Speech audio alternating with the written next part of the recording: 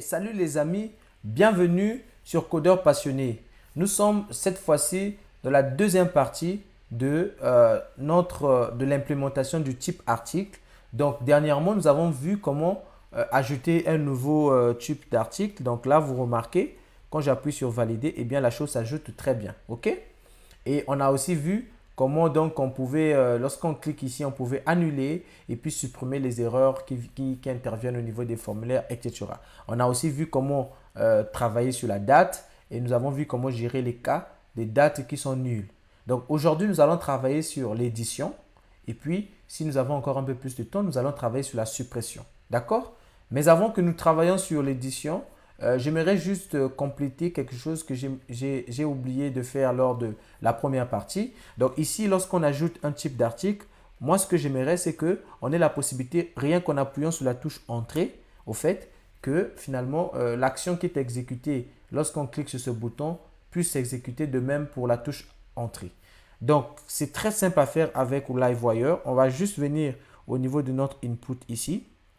Donc l'input à ce niveau-ci, ok. Et on va ajouter une autre, on va ajouter un autre, une autre directive wire, on va dire wire key down, et on va prendre la touche entrée. Donc en faisant ça, eh bien, on va tout simplement appeler la même fonction qu'on appelle lorsqu'on clique sur le bouton valider ici. Donc c'est la même fonction. Donc wire key down entrée. Enter permet au fait de dire lorsqu'on appuie sur le bouton Entrée, exécute cette fonction. Donc c'est ce que nous allons faire. Et si j'actualise ici et que je clique, j'appuie par exemple test, je ne sais pas quoi, j'appuie sur Entrée. Remarquez, j'ai la même action que quand j'appuyais sur le bouton Valider. Voilà, c'est tout ce que je voulais compléter par rapport à la vidéo précédente. À présent, on va travailler sur la modification. En ce qui concerne la modification, je vais utiliser au fait Suite Alert 2 qui est un package JavaScript qui permet au fait d'avoir des alertes tout simplement. On va chercher input type. Donc je vais venir ici. Donc là par exemple, remarquez, j'ai la possibilité par exemple d'avoir des pop-up, des petits dialogues comme ça avec des champs. Donc moi c'est ce que je veux utiliser. Par exemple ici, vous pouvez rentrer une valeur et vous avez la petite validation. Donc, on va essayer un peu de varier les choses. L'idée pour moi, c'est de vous présenter plusieurs façons de faire. Comme ça, vous serez libre en fait de choisir ce qui correspond à ce que vous voulez avoir comme comportement au niveau de votre interface. Et je vais vous montrer aussi que tout cela est possible. Donc, d'utiliser du JavaScript, des librairies JavaScript et le coupler avec Livewire. Donc, parce que honnêtement, dans les API web, vous aurez toujours besoin de quelques librairies JavaScript pour faire certaines choses si vous ne voulez pas vous-même être là en train de réécrire le code. Donc, on va utiliser ce petit truc-là. Donc, moi, ce que je vais faire, je vais copier tout ce qui est ici. Donc là, au niveau de texte là, voilà. Je vais copier tout ça. Voilà, je vais copier ça et je vais venir coller ça. Donc, nous sommes ici. Je vais créer un script. Donc, juste en bas. Oups. Je ne sais pas pourquoi email ne fonctionne pas ici. Et voilà. Donc, je vais créer un Windows add event listener. OK. Je mets ma fonction callback. Ici, j'ai le E. Et ici, je vais mettre mon suite alerte. Donc là, quand on clique, notre événement va s'appeler, on va le dire, show edit form. Donc ça sera notre événement qu'on va créer. Ici, on va tout simplement dire édition. Oups, on va mettre les double quotes, c'est mieux. Édition d'un type d'article. OK. Donc texte, input label. Bon, en fait, le input label va être ni plus ou moins que la variable qui proviendra d'ici. Donc ici, je vais déjà le préparer. On aura detail et puis on aura type article. Voilà, type article tout court. Bon, input value, on n'en a pas besoin pour l'instant. Et puis on a le show cancel button true. Et puis on a le input validator, etc. Donc voilà un peu les amis ce qu'on va faire. Alors, il nous faut donc créer cet événement de l'autre côté. de notre composant ici. Donc, on va créer cet événement. Mais avant tout, donc on va dire public function edit, edit type article. OK?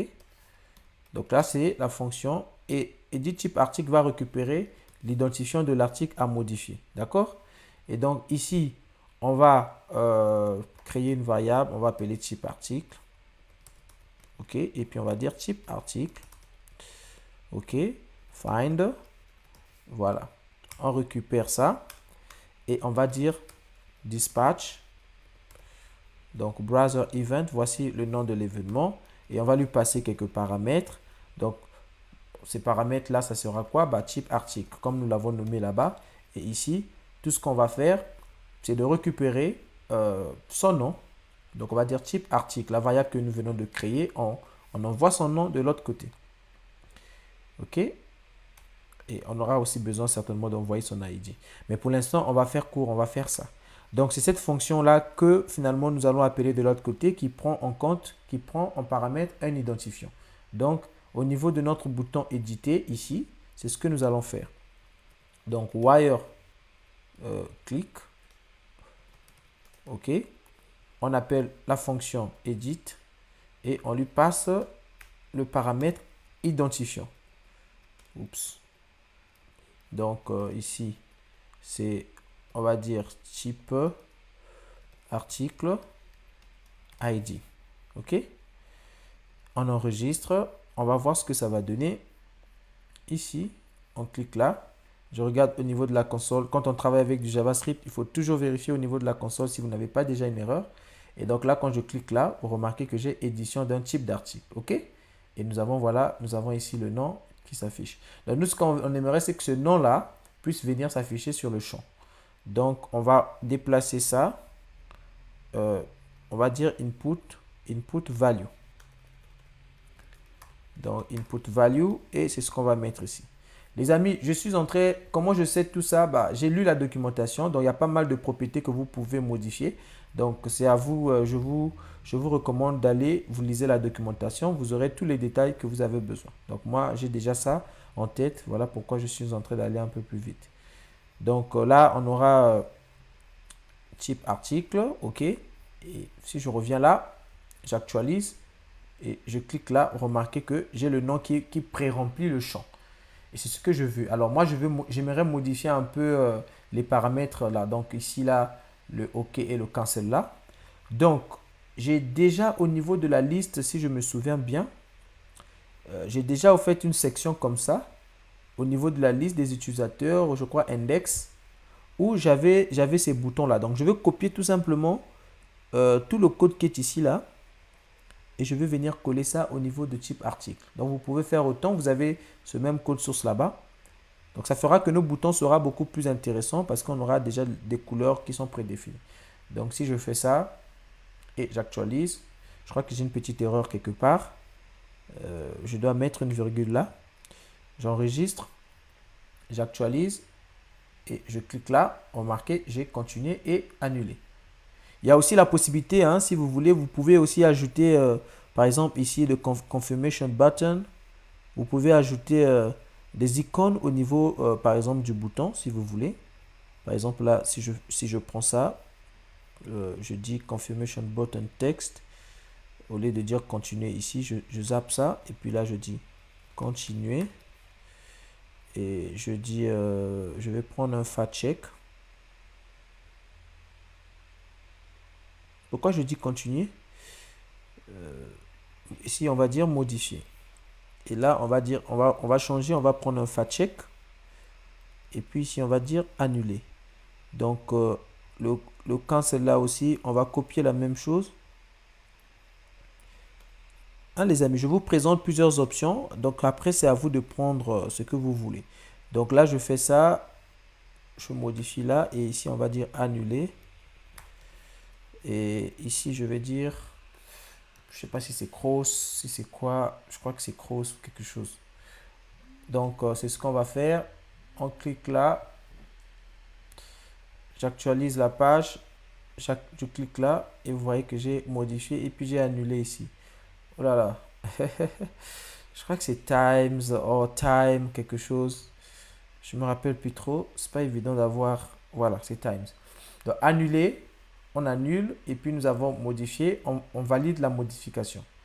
Donc déjà, au niveau de input validator, c'est ici où nous avons la règle de validation. Donc ici on dit, ça, la variable value que vous voyez, c'est au fait la valeur que nous écrivons dans ce champ.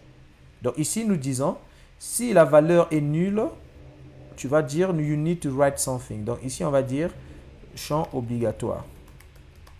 Ok, j'enregistre.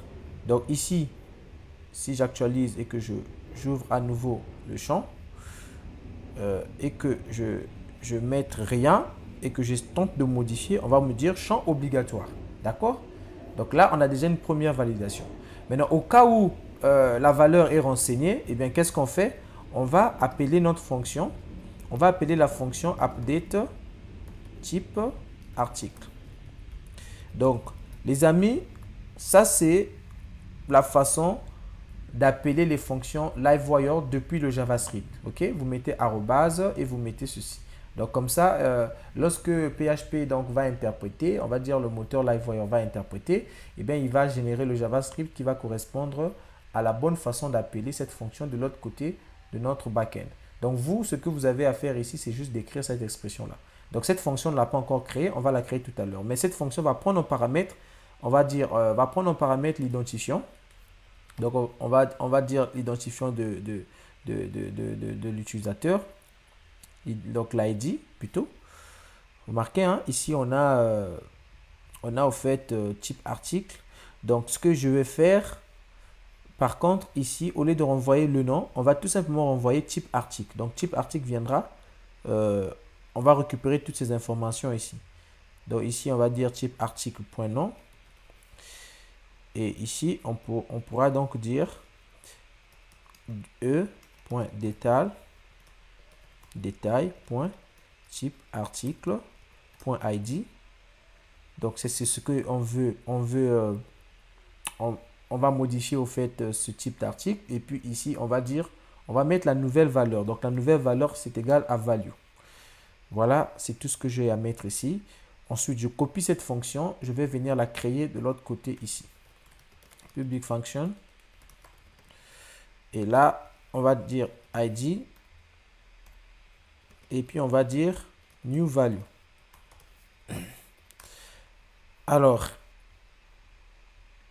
donc là, ce qu'il nous faut faire ici en premier lieu, bah, c'est quoi? C'est déjà ce qu'on doit faire ici, c'est de nous dire si oui ou non, par exemple, on va dire, au fait, je suis en train de trouver les mots. Donc, ce qu'on va faire ici, on va mettre à jour notre type d'article. Mais on aimerait mettre à jour notre type d'article si et seulement si on va aussi mettre la validation, pardon. Donc, cette même validation-là, on va la mettre ici. On va plutôt l'appeler. Donc, le new value ici, je vais créer une variable parce que la validation fonctionne avec les variables de classe. Donc, on va dire new value. Ça, c'est la valeur par défaut. Et ici, on va tout simplement l'affecter là. New value. Donc, le new value de notre champ va correspondre au new value qui provient depuis notre JavaScript là. En fait, pourquoi je le fais? Parce que lorsque vous utilisez la fonction validate, ce que vous mettez ici là doit correspondre à une des variables qui est ici là. Donc, lui, il ne peut pas prendre en compte au fait la variable qui vient ici. Donc, qu'est-ce qu'on fait? On récupère la variable que nous passons. La valeur vient ici, donc la valeur qui provient ici, on la passe ici. Et de l'autre côté, la fonction la reçoit. La fonction passe cette valeur-là au niveau de notre champ ici. Et à partir de ce champ-là, on va passer maintenant la validation ici. Donc, c'est ce que nous faisons en fait. Donc, si tu veux, ici même, on peut même l'appeler value, pour ne pas vous embrouiller, value from JS. Et là, on peut même faire ça, ça ne pose aucun problème, juste pour ne pas que vous vous embrouillez. Donc la new value, c'est la nouvelle valeur qu'on va utiliser. Et ici, je vais au fait mettre un ensemble donc, de règles. Ça sera déjà un require. Ensuite, je vais dire un max de 50 caractères. Et ensuite, je vais mettre un rule. OK. Donc, Alors, j'ai déjà, au fait, si je me rappelle bien, au niveau d'utilisateur, j'ai déjà, au fait, un rule comme ça que j'avais pris. Donc, pour me permettre d'être un peu plus rapide, on va juste copier-coller le rôle que nous avons défini ici, là. Donc, unique, voilà. Donc, unique, et puis, ignore. Voilà, je copie tout ça. C'est ce que je vais venir déposer ici. Voilà. Donc, rules, je vais tout simplement copier ça. Ici, on va dire type article, le champ nom. Et puis, il va ignorer quoi? Il va ignorer tout simplement l'identifiant qui transite là. Donc, ici aussi, les amis, j'avais déjà expliqué sur ces rôles-là, lorsqu'il faut, il faut faire le contrôle au niveau de la mise à jour. Donc, si vous vous embrouillez là, repartez et suivez attentivement la partie où j'ai parlé un peu de ça. Donc là, ensuite, qu'est-ce qu'on va faire? On va faire type article, find, déjà. Find, donc il va récupérer par l'ID. Et ici, on va tout simplement lui dire update. OK. Et il va update quoi? Le nom, tout simplement. Et on va le passer donc notre validated property. Et ici, on va mettre new value. Donc là, si on fait ça, il ne reste plus qu'à faire un dispatch. Donc ici, je vais copier ce qui est déjà là, donc nos fameux dispatch là. OK. Après, on pouvait trouver un moyen de centraliser ça. Je vais vous expliquer au fait par la suite qu'est-ce qu'il faut.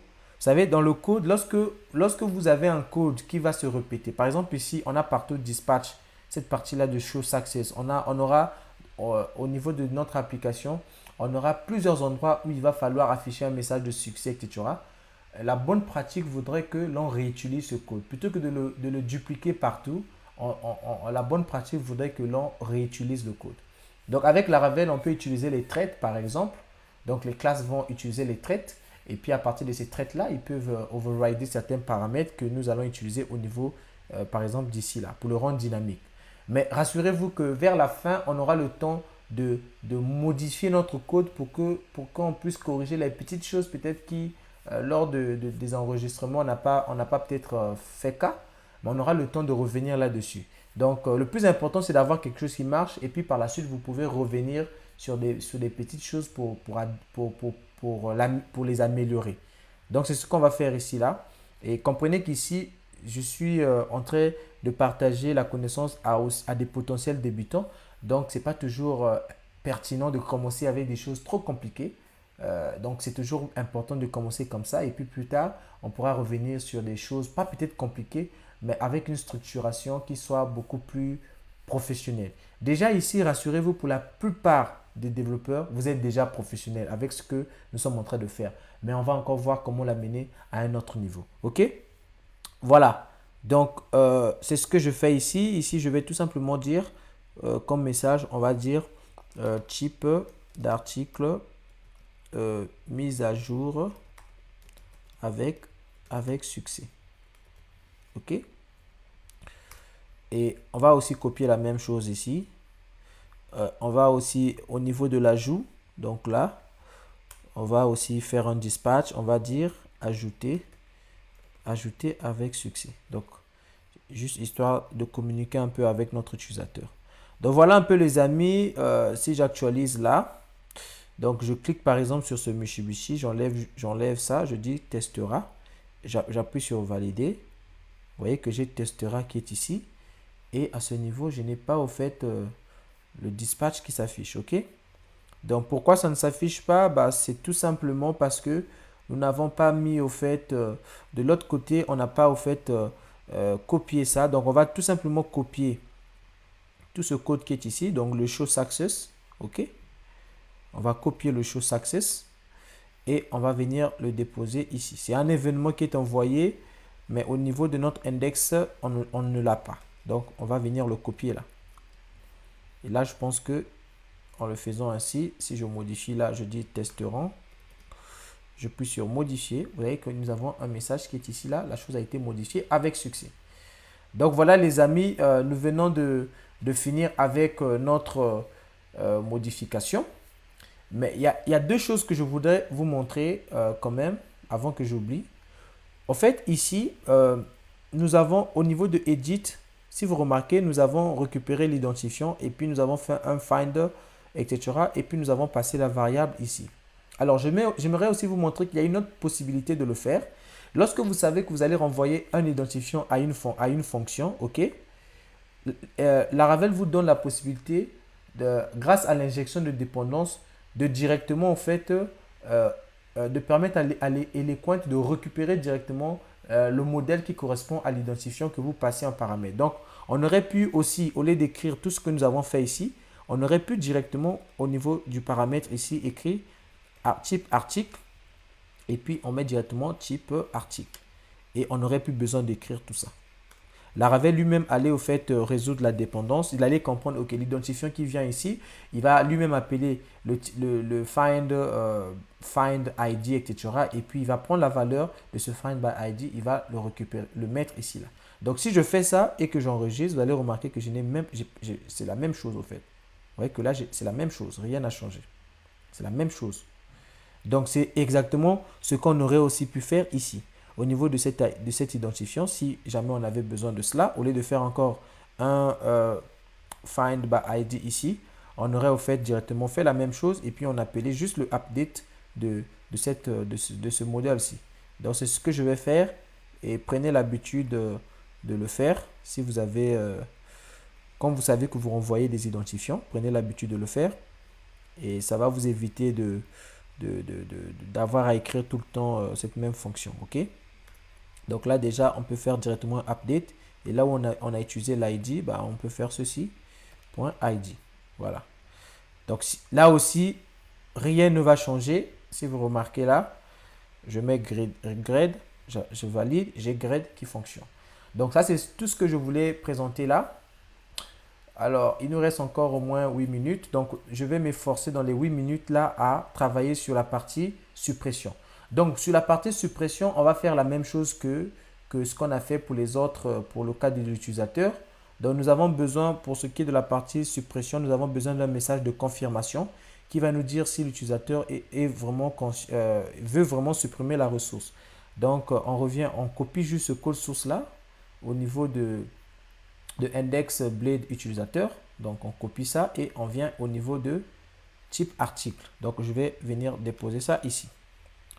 Ne vous inquiétez pas, plus tard, on verra comment on va optimiser cette partie pour ne pas qu'on ait des répétitions tout le temps.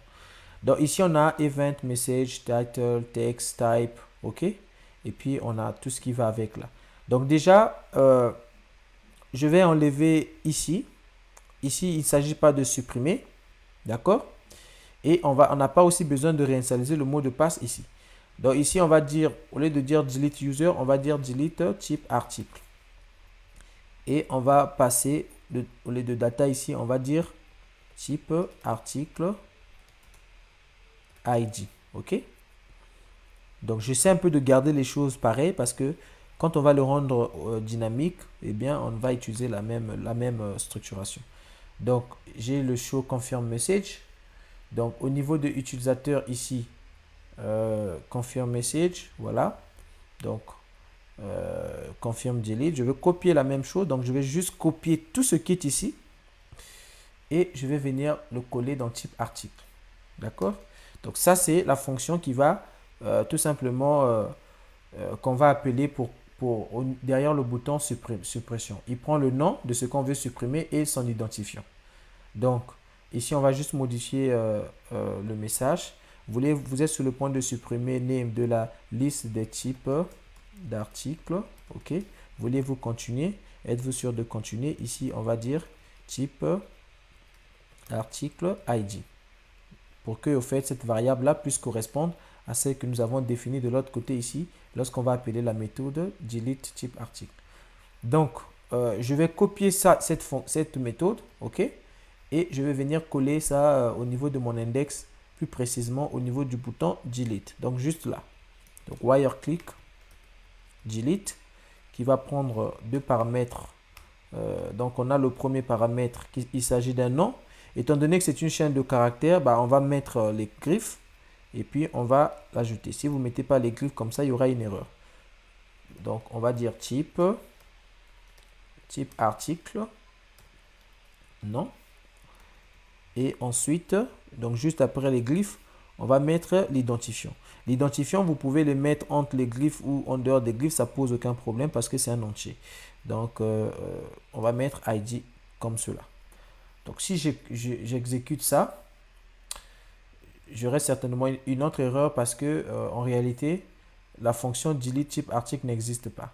Donc, c'est cette fonction-là que nous allons finalement ajouter en dernier lieu ici. Donc, public, fonction, delete type article qui va prendre au fait on va dire l'identifiant. OK? Donc, alors j'ai la possibilité d'utiliser l'injection de dépendance type article. Je sais que je veux avoir un identifiant, donc je peux faire ça. Et directement ici, je dis type article. OK? Je dis destroy. OK? Delete. Voilà. Donc là, je fais un delete. On va regarder un peu et puis on va faire un dispatch. Je copie le dispatch de delete au niveau de user et je viens le déposer là. Donc ici, je vais dire type d'article supprimé avec succès. Tout simplement. J'enregistre. Bam. Donc, si je clique là, par exemple là, êtes-vous sûr de continuer? Vous êtes sur le point de supprimer, machin, de la liste des types d'articles. Voulez-vous continuer? Si j'appuie sur continuer, eh bien, j'ai type d'article supprimé avec succès. Et vous voyez que la chose disparaît au niveau de mon tableau. Donc, voilà les amis, c'est tout pour cette vidéo. Je crois que cette partie vous a vraiment aidé et que vous allez avancer. Donc, dans la prochaine vidéo, nous allons travailler sur l'ajout des types des articles, cette fois-ci. Et puis, plus tard, nous allons travailler sur la tarification. Donc, lentement et sûrement, les amis, nous avançons par rapport au projet de ce tutoriel. Donc, je vous en prie, pour les nouveaux, abonnez-vous, likez la vidéo, commentez, faites part de vos suggestions. Pour ceux qui ont besoin d'assistance, il existe une chaîne Slack. Donc, si vous intégrez cette chaîne, vous pourrez m'envoyer vos captures d'écran au cas d'erreur et puis je pourrai vous aider comme je le fais pour certains. Pour ceux que je n'ai pas encore aidé jusqu'ici, excusez-moi, j'étais un peu occupé, mais je vais répondre à toutes vos préoccupations très bientôt. En tout cas, les amis, nous sommes ouverts. N'hésitez pas à nous faire part de vos suggestions de tutoriels.